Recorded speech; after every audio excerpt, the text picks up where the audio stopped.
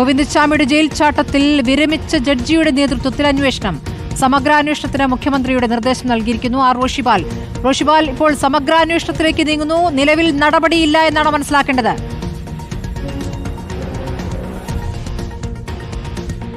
സ്മൃതി, വളരെ പ്രധാനപ്പെട്ടതാണ്. ഇന്ന് മുഖ്യമന്ത്രിയുടെ നേതൃത്വത്തിൽ ചേർന്ന ഉന്നതതല യോഗത്തിലാണ് ഇത്തരമൊരു തീരുമാനമെടുത്തത്. ഒന്ന്, സമഗ്രമായ അന്വേഷണത്തിനാണ് മുഖ്യമന്ത്രി ഉത്തരവിട്ടത്. അത്രയും ഗൗരവമുള്ള ഒരു വീഴ്ച സെൻട്രൽ ജയിലിൽ സംഭവിച്ചു എന്നാണ് ഇന്ന് യോഗത്തിലെ വിലയിരുത്തൽ. അതിന്റെ അടിസ്ഥാനത്തിലാണ് വിരമിച്ച ഹൈക്കോടതി ജഡ്ജി CN രാമേന്ദ്രന്റെ നേതൃത്വത്തിലുള്ള സംഘം അന്വേഷണം നടത്തുന്നത്. അതിൽ വിരമിച്ച മുൻ പോലീസ് മേധാവി ജേക്കബ് പുന്നൂസിന്റെ അന്വേഷണത്തിലുണ്ടാകും. ഇന്ന് യോഗത്തിൽ ചീഫ് സെക്രട്ടറി A. ജയതിലകും പോലീസ് മേധാവി റവാഡ ചന്ദ്രശേഖറും Vishwanath Sinha additional chief secretary അടക്കം പങ്കെടുത്തിരുന്നു. അതിൽ ഏറ്റവും പ്രധാനമായതും യോഗത്തിന്റെ വിലയിരുത്തൽ കണ്ണൂർ സെൻട്രൽ ജയിലിൽ ഉണ്ടായത് അത്യന്തം ഗൗരവമുള്ളതും വിശദമായ പരിശോധന നടത്തി നടപടി സ്വീകരിക്കേണ്ടതുമായ സംഭവമാണെന്ന് മുഖ്യമന്ത്രി യോഗത്തിൽ പറഞ്ഞു. അടുത്ത 3 മാസത്തിനകം സംസ്ഥാനത്തെ പ്രധാനപ്പെട്ട 4 ജയിലുകളിൽ വൈദ്യുതി ഫെൻസിംഗ് പൂർണ്ണതോതിൽ പ്രവർത്തനക്ഷമമാക്കണമെന്ന തീരുമാനം യോഗത്തിൽ ഉണ്ടായിട്ടുണ്ട്. അതിനു പുറമെ ഈ സംഭവം സൂക്ഷ്മ ദൃശ്യങ്ങളടക്കം പകർത്താൻ കഴിയുന്ന CCTVകൾ എല്ലാ ജയിലുകളിലും സ്ഥാപിക്കാനാണ് ഇപ്പോൾ തീരുമാനിച്ചിരിക്കുന്ന യോഗത്തിൽ.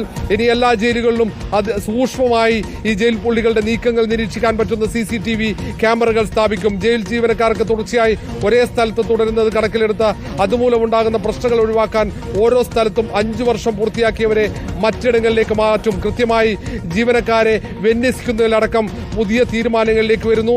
ജയിലിനകത്ത് ഇന്റലിജൻസ് പ്രവർത്തനങ്ങൾ ശക്തിപ്പെടുത്തും. ശിക്ഷിക്കപ്പെട്ട കൊടും ക്രിമിനലുകൾ പലരെയും ഇപ്പോൾ അതീവ സുരക്ഷാ ജയിലിലാണ് പാർപ്പിക്കുന്നത്. ഇത്തരക്കാർക്ക് അന്തർ സംസ്ഥാന ജയിൽ മാറ്റം കൂടി ആലോചിക്കും. അത് ഏറ്റവും പ്രധാനപ്പെട്ട തീരുമാനമാണ്. കൊടും കുറ്റവാളികളെ അന്തർ സംസ്ഥാന ജയിൽ മാറ്റമടക്കം ആലോചിക്കുന്നു സർക്കാർ. അങ്ങനെ ഒരു തീരുമാനമെടുക്കുന്നു. ജയിലുകളിൽ ഇപ്പോൾ വീഡിയോ കോൺഫറൻസിംഗ് സംവിധാനമുണ്ട്. അത് ശക്തിപ്പെടുത്തും. ജയിലിനകത്ത് തടവുകാർക്ക് ലഭ്യമാകുന്ന സൗകര്യങ്ങൾ വർദ്ധിപ്പിക്കാനുള്ള നടപടി സ്വീകരിക്കും. താങ്ങാവുന്നതിൽ കൂടുതൽ തടവുകാർ ജയിലുകളിൽ ഉള്ള സാഹചര്യത്തിൽ പുതിയൊരു സെൻട്രൽ ജയിൽ ആരംഭിക്കും. ഏറ്റവും പ്രധാനപ്പെട്ട തീരുമാനമാണ് സ്മൃതി ഇന്നത്തെ യോഗത്തിലെടുത്ത്. പുതിയ ഒരു സെൻട്രൽ ജയിൽ സംസ്ഥാനത്ത് സ്ഥാപിക്കാൻ ഇന്ന് മുഖ്യമന്ത്രിയുടെ നേതൃത്വം ചേർന്ന ഉന്നതതല യോഗത്തിൽ തീരുമാനമെടുത്തു. ഇതിനായി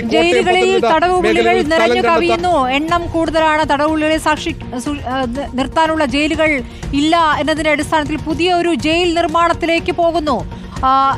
അതല്ലാതെ നിയമനങ്ങളുമായി ബന്ധപ്പെട്ടൊക്കെയുള്ള ഒരുപാട് വിഷയങ്ങളുണ്ട്. അതിന്മേലും തീരുമാനമാകുന്നുണ്ടോ?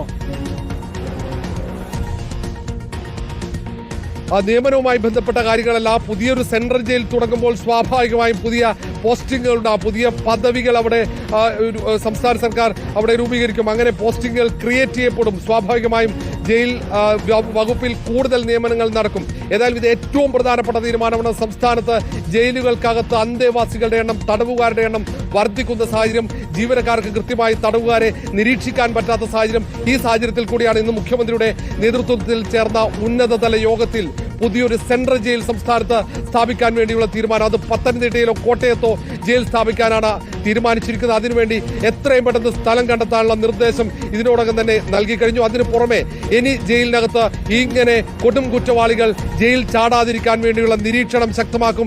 ജയിലിൽ ഇന്റലിജൻസ് സംവിധാനം കൂടുതൽ കാര്യക്ഷമമാക്കും. പോലീസ് അന്വേഷണത്തിനും വകുപ്പ് തല അന്വേഷണത്തിനും പുറമെ ഒരു സമഗ്രാന്വേഷണത്തിനും തീരുമാനമായിരിക്കുന്നല്ലോ റോഷിപാൽ. ഇപ്പോൾ മുൻ കേരള ഹൈക്കോടതി judge justice retired CN Ramachandran Nair, സംസ്ഥാന മുൻ പോലീസ് മേധാവി ജേക്കബ് പുന്നൂസ് എന്നിവരാണ് ഈ പ്രത്യേക അന്വേഷണം നടത്തുക. ആ അന്വേഷണത്തിന് ശേഷം എപ്പോൾ റിപ്പോർട്ട് സമർപ്പിക്കണം? അതിനൊരു തീയതി നിശ്ചയിച്ചിട്ടുണ്ടോ? എന്താണ് ആലോചന?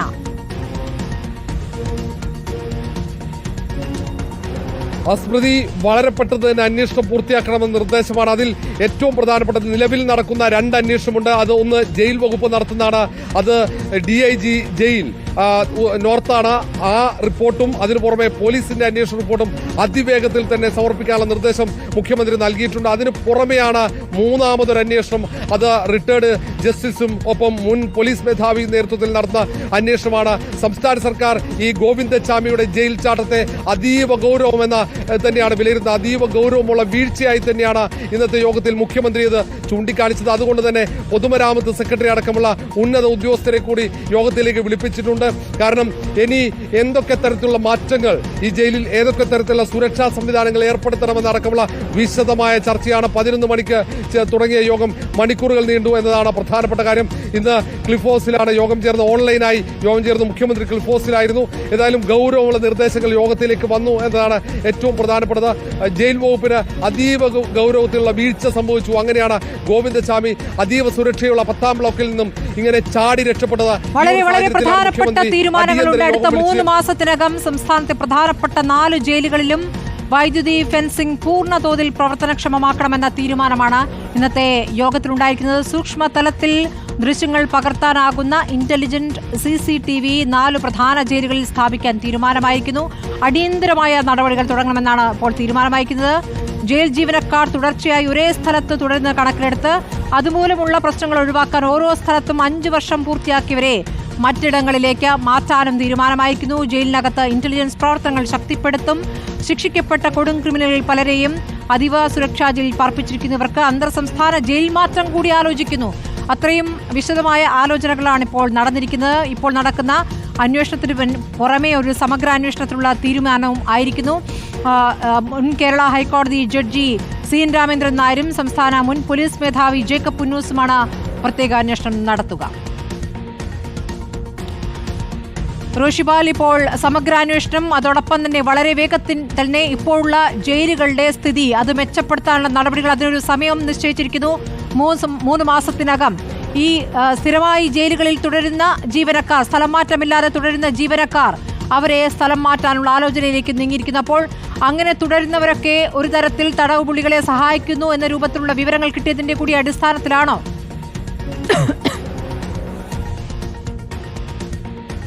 സ്മൃതി, അങ്ങനെ ഒരു തീരുമാനം വരാനുള്ള പ്രധാനപ്പെട്ട കാരണം കൊടും കുറ്റവാളികൾ പല സെൻട്രൽ ജയിലുകളിലുമുണ്ട്. ആ കൊടും കുറ്റവാളികൾ പലതരത്തിലും ജീവനക്കാരെ ഭീഷണിപ്പെടുത്തുന്നു. അവരെ മെരുക്കാൻ ജീവനക്കാർക്ക് സാധിക്കാത്ത സാഹചര്യമുണ്ട്. അതുകൊണ്ട് തന്നെയാണ് അവരെ അന്തർ സംസ്ഥാന ജയിലുകളിലേക്ക് മാറ്റാനുള്ള ആലോചന സർക്കാർ എടുക്കുന്നത്. അങ്ങനെയുള്ള കുറ്റവാളികളെ മറ്റ് ജയിലുകളിലേക്ക് മാറ്റും. കാരണം ജീവനക്കാരെ ആക്രമിക്കുന്നത് പതിവ്. ജീവനക്കാർ പറയുന്ന കാര്യങ്ങൾ അനുസരിക്കുന്നില്ല, ജയിൽ ചട്ടങ്ങൾ പാലിക്കുന്നില്ല. അങ്ങനെ നിലവിലെ ജീവനക്കാരുടെ സ്ട്രെങ്ത് അനുസരിച്ച് അവർക്ക് ജയിൽ പുള്ളികളെ മാനേജ് ചെയ്യാൻ സാധിക്കുന്നില്ല. അങ്ങനെയുള്ള ഒരു സാഹചര്യം കൂടെ പരിഗണിച്ചാണ് അങ്ങനെ ഒരു നിർദ്ദേശം കൂടെ ഇപ്പോൾ നടപ്പിലാക്കുന്നത്. അതിനപ്പുറത്തേക്ക് ഏറ്റവും പ്രധാന തീരുമാനം ഒന്ന്, ഈ ജയിലിനകത്ത് സുരക്ഷ വർദ്ധിപ്പിക്കുക എന്നതാണ്. ഇന്റലിജൻസ് സംവിധാനം കൂടുതൽ കാര്യക്ഷമമാക്കും. ജയിലിനകത്ത് ജയിലിന്റെ മതിലിന് മുകളിലുള്ള ഫെൻസിങ് അത് എത്രയും പെട്ടെന്ന്, അത് 4 മാസത്തിനകം തന്നെ ഫെൻസിങ് കാര്യക്ഷമമായി അവിടെ പൂർത്തിയാക്കും. അതിന്റെ പണികൾ, അറ്റകുറ്റപ്പണികൾ പൂർത്തിയാക്കും. ഒപ്പം CCTV ക്യാമറകൾ, അതും ഏറ്റവും സൂക്ഷ്മമായ ദൃശ്യങ്ങൾ അത് ചിത്രീകരിക്കാൻ കഴിയുന്ന CCTV ക്യാമറകളാണ് സ്ഥാപിക്കുക. അത് നിരീക്ഷിക്കാനുള്ള സംവിധാനങ്ങൾ ഉണ്ടാകും. അതിന് പുറമെ 2 പ്രധാനപ്പെട്ടവർ അന്വേഷണം നടത്തും, നിലവിലെ വീഴ്ചകൾ പരിശോധിക്കും. ഒപ്പം ജയിലിലെ ജീവനക്കാരെ പുനർവിന്യസിക്കുന്നതിലടക്കം പുതിയ ചട്ടങ്ങൾ വരുന്നു. 5 വർഷം ഒരേ സ്ഥലത്ത് പ്രവർത്തിച്ചവരെ മാറ്റുന്ന രീതിയിൽ ജയിൽ ജീവനക്കാർ ഏതെങ്കിലും തരത്തിൽ കുറ്റവാളികൾക്ക് സഹായം ചെയ്യാതിരിക്കാനാണ് അങ്ങനെയുള്ള ഒരു തീരുമാനമെടുക്കുന്നത്. വളരെ പ്രധാനപ്പെട്ട തീരുമാനങ്ങളാണ് മുഖ്യമന്ത്രി വിളിച്ച ഉന്നതതല യോഗത്തിൽ ഉണ്ടായിരിക്കുന്ന റോഷിപാലാണ് വിശദാംശങ്ങൾ നൽകിയത്.